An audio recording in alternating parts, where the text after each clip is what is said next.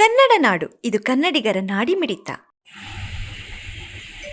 Arsikere police ಠಾಣಾ ವ್ಯಾಪ್ತಿಯಲ್ಲಿ ದಿನಾಂಕ 1/2/26ರಂದು ಕ್ರೈಮ್ ನಂಬರ್ 20/26 ಒಂದು ದ್ವಿಚಕ್ರ ವಾಹನ, ಒಂದು ರಾಯಲ್ ಎನ್ಫೀಲ್ಡ್ ಬುಲೆಟ್ ಗಾಡಿ ಕಳ್ತನ ಆಗಿದೆ ಅನ್ನೋದ್ರ ಬಗ್ಗೆ ಒಂದು ಪ್ರಕರಣ ದಾಖಲಾಗಿರುತ್ತೆ. ಈ ಪ್ರಕರಣದ ತನಿಖೆಯಲ್ಲಿದ್ದಾಗ ಇಲ್ಲಿ ಅರಸೀಕೆರೆ ಪೊಲೀಸ್ ಠಾಣಾ ವ್ಯಾಪ್ತಿಯಲ್ಲಿ ಒಂದು ಅನುಮಾನಾಸ್ಪದವಾಗಿ ಒಂದು ಬುಲೆಟ್ ಗಾಡಿ ಓಡಾಡ್ತಾ ಇರೋದ್ರ ಬಗ್ಗೆ ಮಾಹಿತಿ ಬರುತ್ತೆ. ಅದು ಒಂದು ಮಾಡಿಫೈಡ್ ವೆಹಿಕಲ್ ಈ ಥರ ವಿತೌಟ್ ನಂಬರ್ ಪ್ಲೇಟ್ ಓಡಾಡ್ತಾ ಇದೆ ಅಂತ ಮಾಹಿತಿ ಮೇರೆಗೆ ಅದನ್ನು ಸೆಕ್ಯೂರ್ ಮಾಡಿ ಚೆಕ್ ಮಾಡಲಾಗಿ 3 ಜನ ಆರೋಪಿತರನ್ನು ನಾವು ವಶಕ್ಕೆ ಪಡೆದಿದ್ದೀವಿ. ಈ 3 ಆರೋಪಿತರದ್ದು ಏನು ಮೋಡಸ್ ಅಂತ ಹೇಳಿದ್ರೆ, ಇವರು ಬೈಕ್ ಕಳ್ತನ ಮಾಡಿ ಅನಂತರದಲ್ಲಿ ಅದನ್ನು ಮಾಡಿಫೈ ಮಾಡಿ ವಿತೌಟ್ ನಂಬರ್ ಪ್ಲೇಟ್ ಅವರು ಅದನ್ನು ಚಲಾವಣೆ ಮಾಡ್ತಾ ಇರ್ತಾರೆ.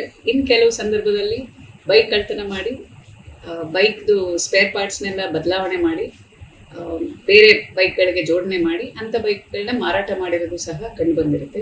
ಈ ಆಧಾರದ ಮೇಲೆ ನಾವು 3 ಜನನ ವಶಕ್ಕೆ ಪಡೆದು ಅವ್ರನ್ನ ಕೋರ್ಟ್ ಮುಂದೆ ಹಾಜರು ಮಾಡಿದ್ದೀವಿ.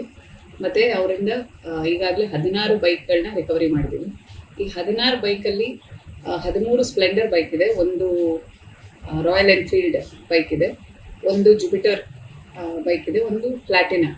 ಈ 16 ಬೈಕ್ಗಳು 8 ಅರಸೀಕೆರೆ ಭಾಗದವು ಮತ್ತು 3 ರಾಣಿಬೆನ್ನೂರು ಭಾಗದಿಂದ ಕಳ್ತನ ಆಗಿರೋಂಥದ್ದು, ದಾವಣಗೆರೆ ಭಾಗದಿಂದ 2, ಚಿಗಟೇರಿ ಲಿಮಿಟ್ಸಲ್ಲಿ 1, ಹಲವಾಗ್ಲೂರು 1 ಮತ್ತು ಹರಪನಹಳ್ಳಿ 1.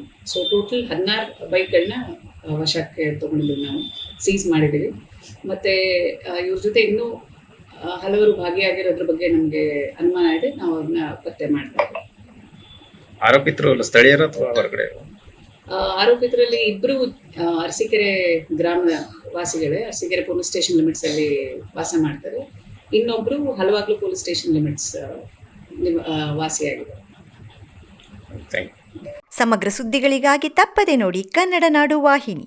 ಸಬ್ಸ್ಕ್ರೈಬ್ ಮಾಡಿಕೊಳ್ಳಲು ಕೂಡಲೇ ಪಕ್ಕದಲ್ಲಿ ಕಾಣುವ ಬೆಲ್ ಐಕಾನ್ ಕ್ಲಿಕ್ ಮಾಡಿ ನೋಟಿಫಿಕೇಶನ್ ಪಡೆಯಿರಿ.